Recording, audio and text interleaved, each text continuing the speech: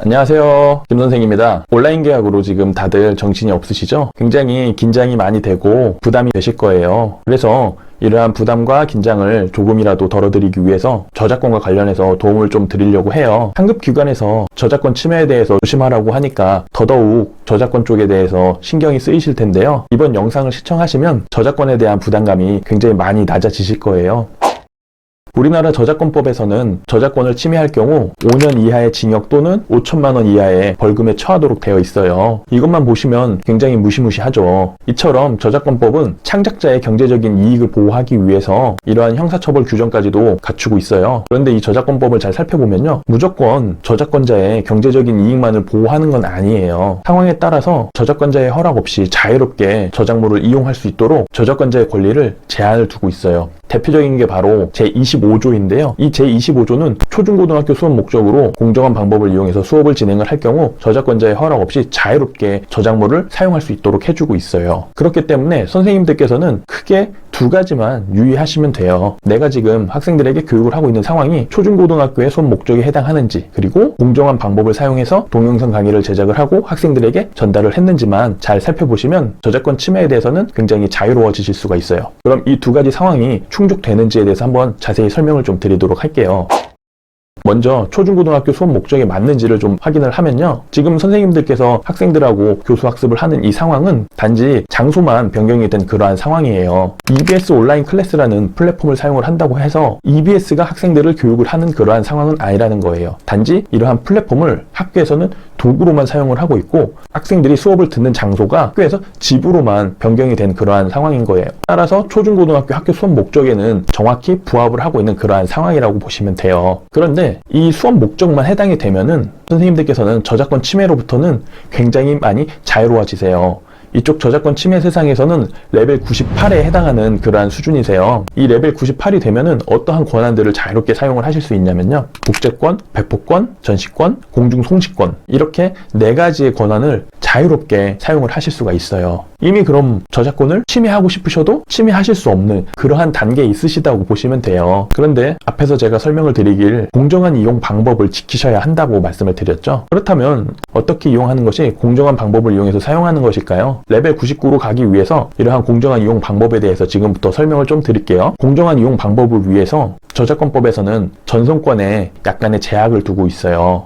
첫 번째는 수업을 하는 교사와 학생만 접근 가능하게 해야 하고요. 두 번째는 복제 방지 조치를 해야 해요. 마우스 우클릭을 금지해 놓는다든지 녹화 프로그램을 방지해 놓는 그러한 소프트웨어적인 기술을 적용시켜 놓아야 해요. 그리고 세 번째는 저작권 보호 경고 문구를 작성을 해야 하고요. 마지막으로 네 번째는 전송에 대한 보상금 산정 장치를 설치를 하셔야 해요. 그냥 보시기에는 4가지가 굉장히 어려워 보이시죠? 그런데 실제로는 전혀 그렇지 않으세요. 왜 아닌지를 한번 또 설명을 드릴게요. 먼저 수업을 하는 교사와 학생만 접근 가능하게 하는 것과 복제 방지 조치를 취해야 하는 두 가지를 좀 들여다보면요, 이 부분은 이미 온라인 클래스라는 도구에서 해결을 해주고 있어요. 그래서 이 두 가지는 그냥 자동으로 해결이 돼요. 그러면 이제 두 가지가 남았죠? 하나는 저작권 보호 경고 문구고요, 다른 하나는 전송에 대한 보상금 문제죠. 먼저 전송에 대한 보상금을 좀 살펴볼게요. 전송에 대한 보상금은 앞에 1, 2번과 마찬가지로 선생님들께서 전혀 신경을 쓰실 필요가 없어요. 그 이유는 대학교 이상의 기관들만 해당이 되는 부분이에요. 대신에 초중고등학교는 교과서 보상금으로 지불을 하고 있어요. 누가 지불하냐? 출판사에서 다 지불을 해줘요. 교과서를 구매를 하시면 그 안에 이미 보상금이 다 포함이 되어 있다라고 이해를 하시면 돼요. 그렇기 때문에 이 4번도 이미 모든 게 다 해결이 된 상태예요. 이렇게 되면 결국 남은 건 무엇인가요? 3번 하나밖에 없죠. 바로 저작권 경고 문구 작성이에요. 1, 2, 4번은 전혀 선생님들께서 신경을 안 쓰셔도 되는 부분이시고요. 무엇만 신경 쓰시면 된다? 동영상 강의의 시작 부분에 이 문구만 정확히 넣어주시면 되는 거예요.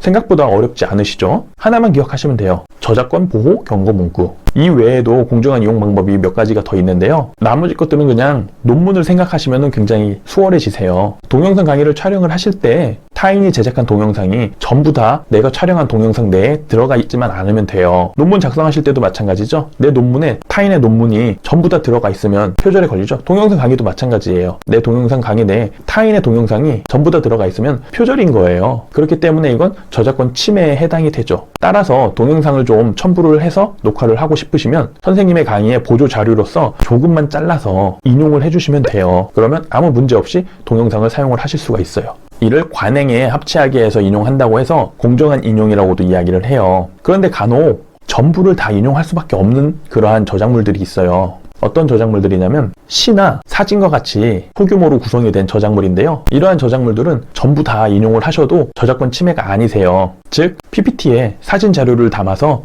띄우셔도 된다라는 거예요. 논문 쓸 때도 마찬가지로 사진 자료들 많이 넣으시잖아요. 동영상 강의도 논문하고 똑같아요. 사진 자료 넣고 싶으면 넣으시고 밑에 뭐를 넣어주시면 된다. 출처 표기만 정확히 해주시면 돼요. 동영상도 마찬가지겠죠? 어떤 동영상의 일부를 인용을 했다라고 이렇게 표기만 해주시면 공정한 방법으로 저작물을 사용을 하시게 되는 거예요. 어떤가요? 생각보다 어렵지가 않죠? 기존에 선생님들이 하셨던 걸 그대로 그냥 편하게 하시면 된다라는 거예요. 전혀 달라진 게 없어요. 단지 이게 온라인이라는 새로운 교육 도구를 사용을 해야 하기 때문에 많이 이렇게 긴장이 되시는 건데요. 기존에 평소에 하시던 대로 그대로 그냥 하시면 돼요.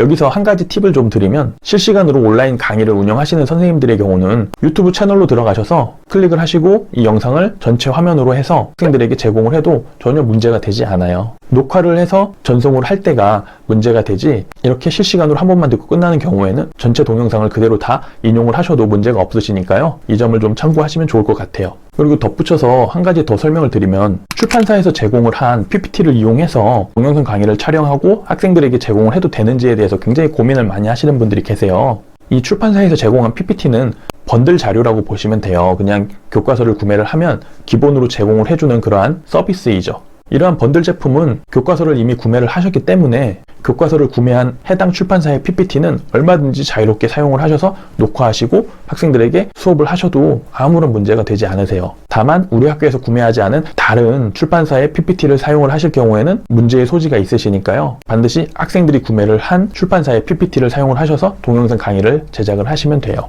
마지막으로 한 가지 더 유의하셔야 할 부분이 있는데요. 이렇게 공정한 이용 방법을 통해서 동영상 강의를 녹화를 하시고 유튜브에 업로드를 하셔서 동영상 링크 주소를 연결을 하실 텐데요. 이때 반드시 비공개 상태로 설정을 하셔야 해요. 이렇게 해서 선생님들께서 동영상 강의를 촬영하실 때 유의하셔야 할 저작권에 대해서 설명을 드렸는데요. 영상을 들으시면서 이해가 되지 않는 부분이 있으시면은 언제든지 댓글로 남겨주시면 답변을 달아서 도움을 드리도록 할게요. 영상을 끝까지 시청해 주셔서 감사드리고요. 다음에 또 다른 영상으로 다시 찾아뵙도록 하겠습니다. 감사합니다.